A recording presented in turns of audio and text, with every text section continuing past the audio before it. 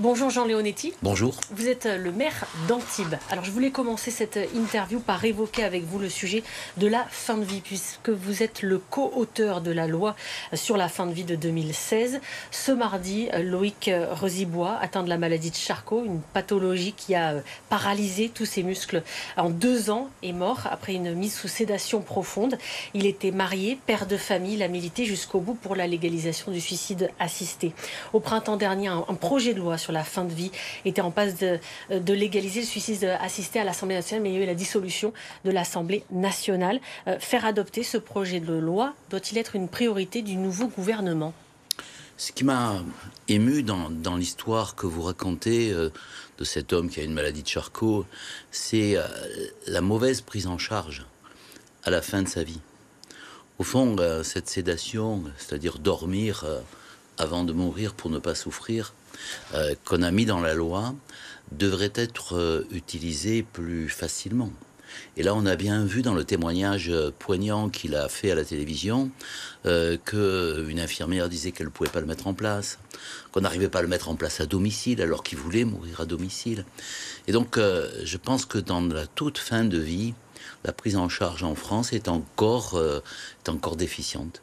Donc il faut faire changer les choses et mettre en place cette nouvelle législation. Je pense qu'on a d'abord besoin de moyens, voilà, et besoin d'appliquer les lois actuelles. Après, le droit à se donner la mort, ça existe en France, ça s'appelle le suicide.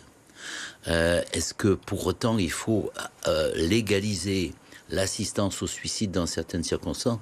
C'est un autre débat. Mais sur le cas particulier que vous évoquez, je regrette vraiment profondément qu'on n'ait pas eu la capacité en France, sur un sujet qui était pourtant médiatique, de mettre en place les structures d'accompagnement qui font qu'on a le devoir et le droit, devoir pour les médecins, droit pour les malades, de mourir sans souffrir. Et lui, c'était sa grande crainte de mourir en souffrance avec les moyens actuels. Donc si je vous comprends bien, pas forcément changer la loi, mais changer les moyens. C'est-à-dire, commençons par appliquer les lois actuelles. Peut-être qu'on s'apercevra qu'il y a encore des failles. Et il y en a toujours dans toutes les lois, c'est des lois humaines.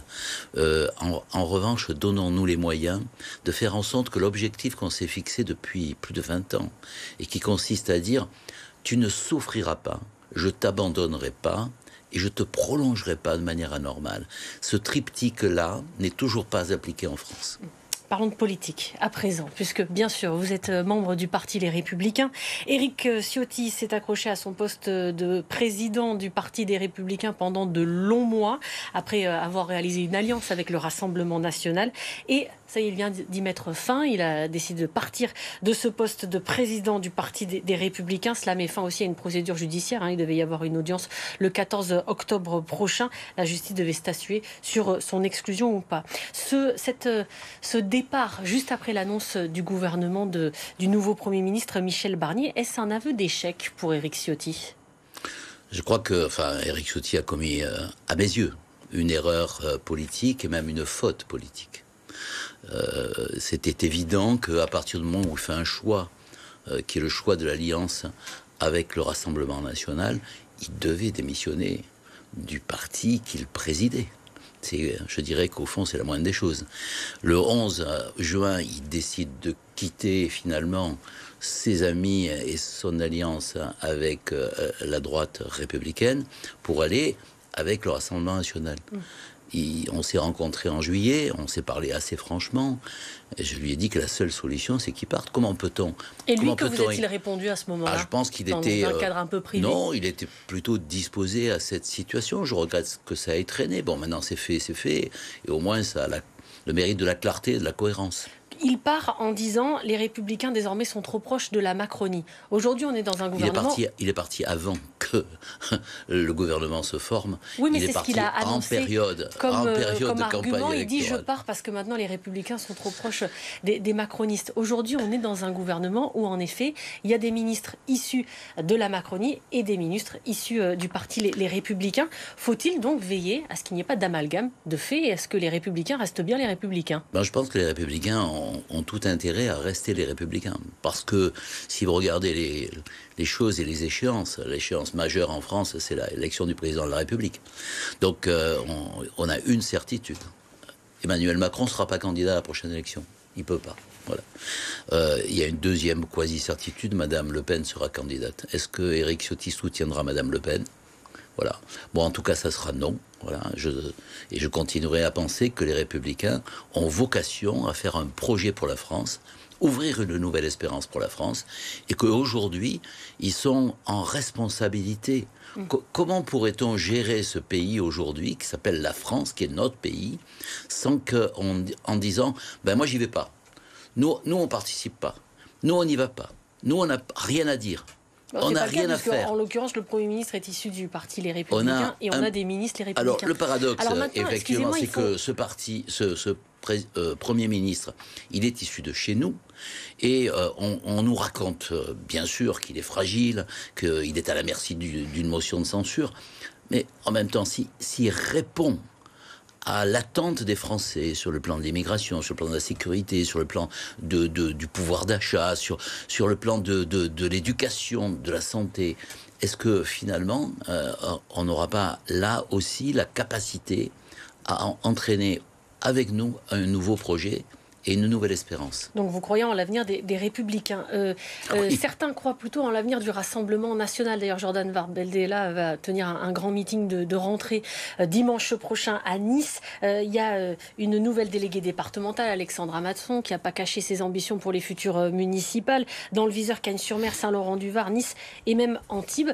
Les Alpes-Maritimes sont-elles un terreau fertile pour un Rassemblement national qui serait plus solide qu'auparavant? Alors, je pense que le Rassemblement national, lui aussi, constate amèrement son échec. Voilà. Il a été aux portes du pouvoir. Il a en tout cas pensé qu'il était aux portes du pouvoir, que M. Bardella allait devenir Premier ministre. Et patatras, et ça n'arrive pas. Et c'est loin d'arriver, puisque le groupe du Rassemblement national est loin d'être majoritaire. Mais au niveau local? Au niveau local, le Rassemblement national a des thématiques qui sont nationales.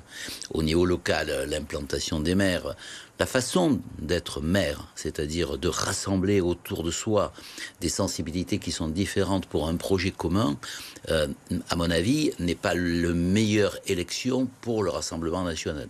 Donc, je pense que, bien entendu, chaque parti essaye d'être en conquête. Mais vous n'y croyez pas vraiment?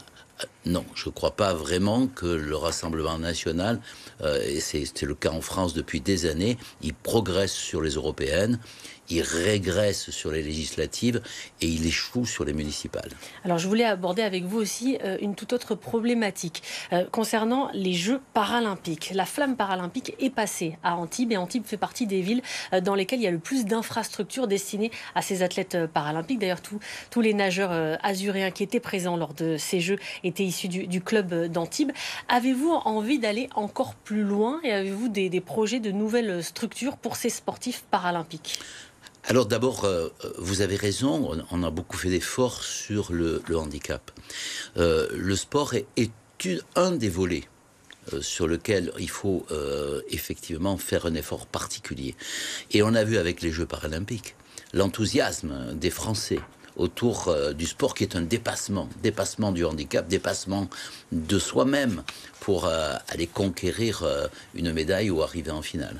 Je suis fier de nos nageurs, d'Agathe, qui a quand même frôlé une médaille, des trois autres candidats dans ce domaine qui ont été et en quelques mots, allez-vous aller encore plus loin et Je pense qu'il faut aller plus loin dans le handicap, pas uniquement dans le sport.